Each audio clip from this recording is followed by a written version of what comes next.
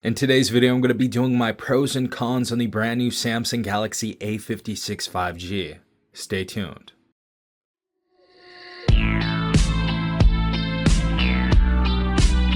Alright everyone, hopefully guys are having a good day. Hopefully everyone is safe out there. We have the Galaxy A56 5G right here.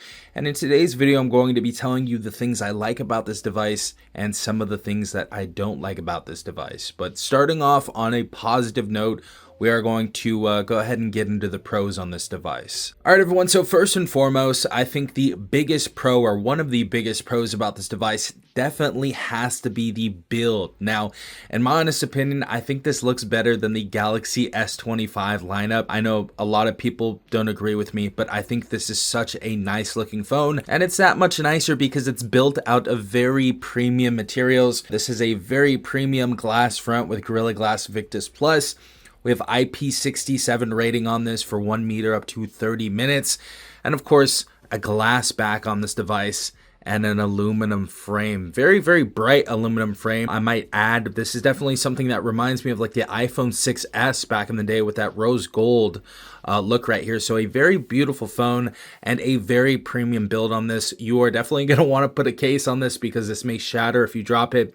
But nonetheless, you are going to feel like you are toting around a flagship device if you get the Galaxy A56. So that's one of the things I really do like about this device. The second pro is going to be the display on this device. One of the nicest displays I've seen on a device at this price range, and definitely bigger and better than the Galaxy A55. So it's going to be a lighter device. However, the display is going to be bigger at 6.7 inches. It's also going to be brighter as well. I believe at a peak net brightness of like 1900 nits. The other thing we have on this display is HDR10 plus support. So very dynamic when it comes to those colors when watching YouTube videos, Netflix movies, TV shows, and stuff like that. So I really do like this display.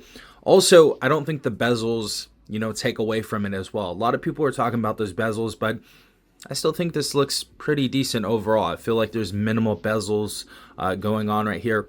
Really do like this display though. Next pro about this device, I believe the performance for this price tag is actually pretty decent. Of course, we have the Exynos 1580 inside of here. The base storage is going to be 128. And of course, we're going to have a base RAM of 6 gigabytes of RAM. I do have the 8 gigabyte of RAM variant on this device, so it is going to perform a little bit better. However, so far with the Exynos 1580, I haven't really had any heating issues. And also the performance has been pretty solid on things like Call of Duty Mobile, PUBG Mobile, and of course things like Genshin Impact. So we're going to be doing a full gaming review on this phone later on, so definitely stay tuned for that. But I feel like the performance for the price tag that I paid on this, and do note that this was an overseas device, so I did pay about like $350 for this, and for that price tag, the performance is very good on this device. So for all the United States people out there, we're gonna have to wait for the $499 variant of this phone, which it's probably gonna release at. Don't recommend buying this device at that price tag. I'm sure it's going to go down later on once this finally releases, and hopefully it does release because it's not looking like it so far. But yeah, overall decent performance for that price point. Next pro, we have some very nice speakers on this device. They sound very premium. The bass is great on this. It's not crazy loud. That's one of the things I did notice. However, it does sound very crispy. So no tin on this. Speakers are very nice. Of course, as I said before, stereo speakers on here, something that we didn't get in the little brother, the Galaxy A26.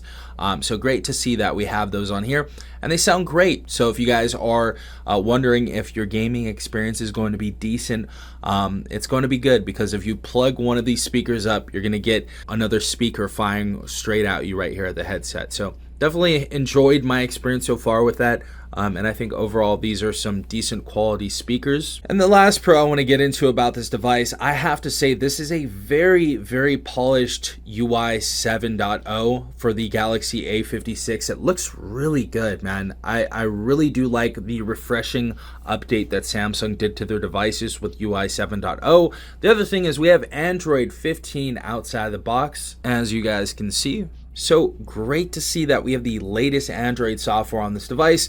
And this device is also entitled to 6 generations of OS updates all the way right up to Android 21, which is actually insane. And it's also the same for the Galaxy A26, which is crazy to say as well. So if you guys are getting this device, it is going to be covered for years to come.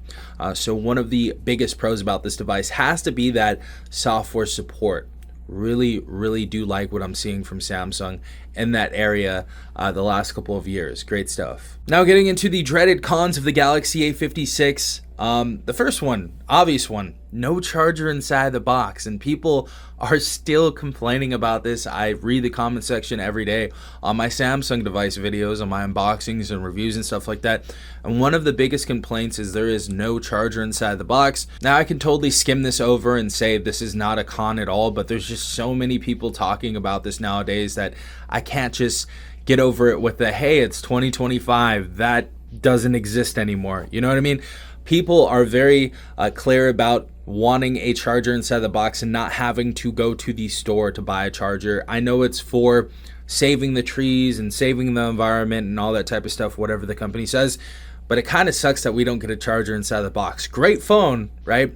But if someone's switching from like an iPhone device, iPhone 13, iPhone 12, something that doesn't have a USB Type-C charger, or even the wattage of the charge that you need for this, because it does support 45 watts, they're going to be disappointed, especially in the charging speeds too. You definitely want to come out of the box with a good charging speed, especially if you have 45 watts, give them a 45 watt charger. But I honestly think it's the end of the charger inside the box as far as like the United States goes. I think overseas you guys are a little bit more forgiving to people over there. But yeah, no charger inside the box right here. Kind of sucks. The other thing about this device is we don't have any micro SD card expansion inside of here, and especially if you get the base version of this device, there's only 128 gigabytes of internal storage. So if you guys are taking tons of photos and videos, you guys are maybe going to want to get a subscription to a cloud service like Google One or Google Drive or something like that.